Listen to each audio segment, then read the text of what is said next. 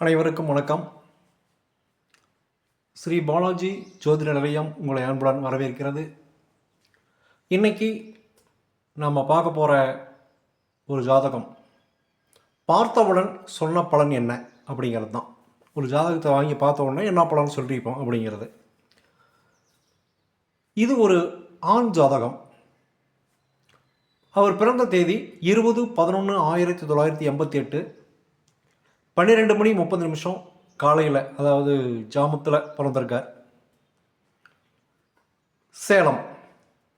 அன்னைக்கு நட்சத்திரம் உத்திரட்டாதி 3ஆம் பாதம். அதனால் அவருடைய ராசி மீனராசி, லக்னம் சிம்ம லக்னம். சிம்ம லக்னம், மீனராசி, உத்திரட்டாதி நட்சத்திரம் 3ஆம் பாதம். சனி திசை இருப்பில் 6 வருஷம் 5 மாதம் இருக்க பிறந்திருக்கிறார்.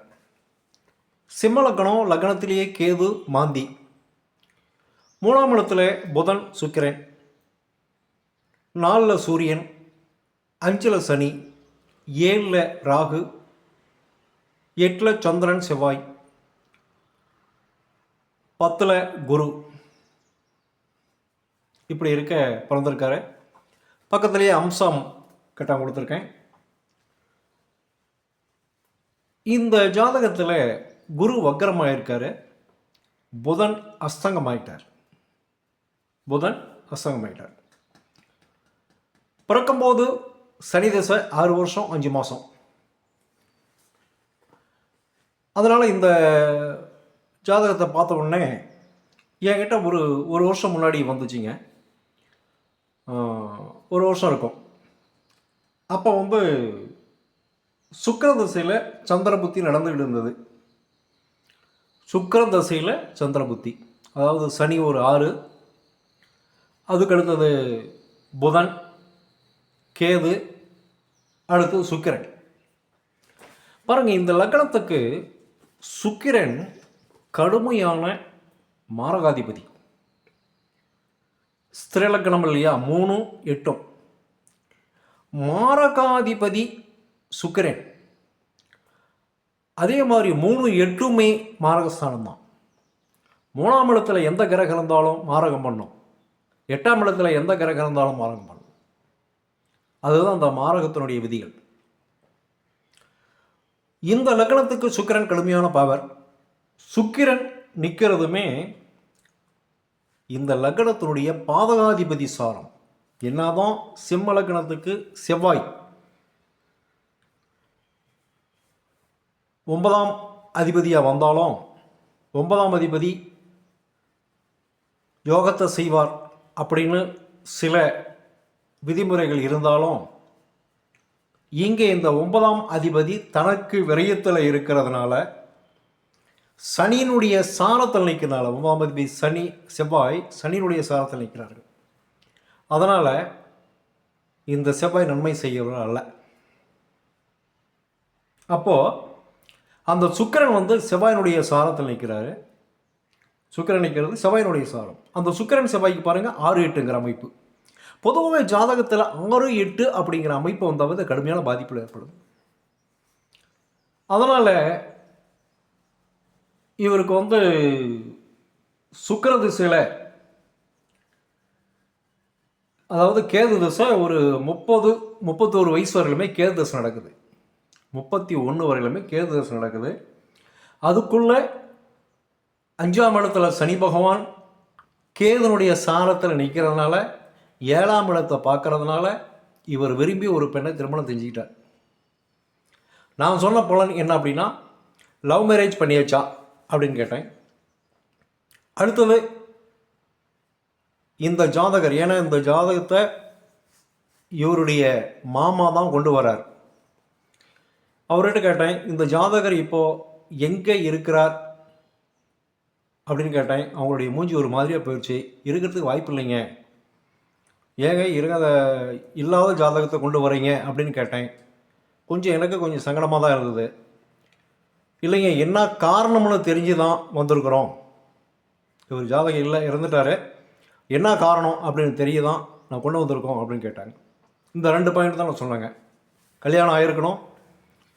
கல்யாணம் ஆன உடனே இந்த சுக்கிர திசை சந்திர புத்தியில் விரையாதிபதி சந்திரன், சந்திரன் நிற்கிற சாரம் சனியினுடைய சாரம்.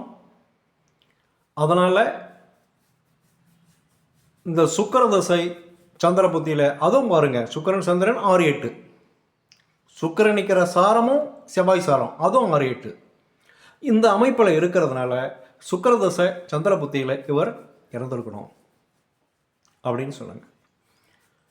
சரி, என்ன காரணங்க, இந்த கிரக அமைப்பு என்ன சொல்லுது அப்படின்னு கேட்டாங்க. பொதுவாகவே 4ஆம் இடம் அப்படிங்கிறது ஒருத்தருடைய இதயத்தை குடிக்கக்கூடிய பகுதி. கால புருஷனுடைய 4ஆம் இடம் கடகம். கடகத்தில் ஒரு பாவகிரகங்கள் இருந்தாவே இதயம் சம்பந்தமான பிரச்சனைகள் வரும் அப்படின்னு சொல்லலாம். இங்கே அந்த காலபுருஷனுக்கு 4ஆம் இடத்து அதிபதி காலபுருஷனுக்கு விரயத்தில் பாருங்க, சந்திரன் விரயத்தில் லக்னாதிபதியோட அதாவது காலபுருஷனுடைய லக்னாதிபதியோடு சேர்ந்து விரயத்தில் போயிருக்கிறார். அதே மாதிரி இந்த லக்னத்துக்கு சிம்ம லக்னத்துக்கும் லக்னாதிபதியே 4ஆம் இடத்துக்கு போயிட்டுருக்காரு. யாருங்க? சூரியன். பொதுவாகவே சூரியன் 4 இருக்கும்போது இதயம் சம்பந்தமான பிரச்சனைகள் தலை தூக்கும் அப்படிங்கிறது உறுதி. அந்த சூரியன் நிற்கிறது சனியினுடைய சாரங்க, அதுதான் முக்கியம். அந்த சூரியன் நிற்கிறதுமே சனியுடைய சாரம். இந்த ஜாதகத்தில் பாருங்கள், அதிகப்படியான கிரகங்கள் உங்களுக்கு கேது சாரத்துலேயும் சனி சாரத்தில் நிற்கிறது நீங்கள் பார்க்கலாம். லக்னமே கேது சாரம், கேது லக்னத்தில் லக்னமே கேது சாரம், சனியும் கேது சாரம், சனி கேது சாரத்தில் நிற்கிறதுங்க. பொதுவாகவே கேதுக்கு 1-5 ராகுக்கு 1-5 இருக்க கிரகங்கள் கெடுதல் தான் பண்ணும் அப்படிங்கிற அமைப்பு. அதே மாதிரி சூரியனும் சனிசாரம், சந்திரனும் சனிசாரம், செவ்வாயும் சனிசாரம். பாருங்க, சூரியன் ஆத்மா காரகன், சந்திரன் அறிவை கொடுக்கக்கூடிய மாதாவை குறிக்கக்கூடிய அந்த கிரகம் சந்திரன், அவனும் சனிசாரம். செவ்வாய் நோய்காரகன், அவனுமே இந்த லக்னத்துக்கு 8 போய் மறைஞ்சி சனி சாரத்தில் நிற்கிறாங்க. சூரியன் சந்திரன் செவ்வாய், சூரியன் சந்திரன் செவ்வாய், சந்திரன் செவ்வாய் ரெண்டுமே 8ஆம் இடத்துலேருந்து சனி சாரத்தில் இருக்கிறதுனால சுக்கிர தசை சந்திர புத்தியில் விரையாதிபதி புத்தியில் சந்திர புத்தியில் பாருங்கள், சுக்கிரன் சந்திரன் 6-8 வரும், சுக்கிரனுக்கு சாரம் கொடுத்த வரும் 6-8 வரும். இந்த மாதிரி அமைப்பில் தான் இந்த ஜாதகர் இறந்துட்டார், அதாவது ஹார்ட் அட்டாக்கில் இறந்துட்டார் அப்படின்னு. அதுதாங்க இது காரணம். நீங்கள் என்னதான், ஏன்னா 2ஆம் அதிபதி புதன் பாருங்கள் அஸ்தங்கம், 11க்கும் 2க்கும் 11க்குமான புதன் அஸ்தங்கம். அந்த புதன் நிற்கிறது குருனுடைய சாரம், 8ஆம் அதிபதி சாரம். அந்த குரு சூரியனை பார்க்குறார் பாருங்க, இந்த குரு சூரியன் லக்னாதிபதி பார்க்குறார். அதனால் அந்த சுக்கிரதசை சந்திர புத்தியில் அவர் ஹார்ட் அட்டாக்கில் இறந்துட்டார் அப்படின்னு சொன்னாங்க.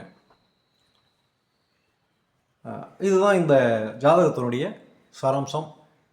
மீண்டும் ஒரு ஜாதகத்தை போட்டு பலன்களை சொல்கிறேன். நன்றி, வணக்கம்.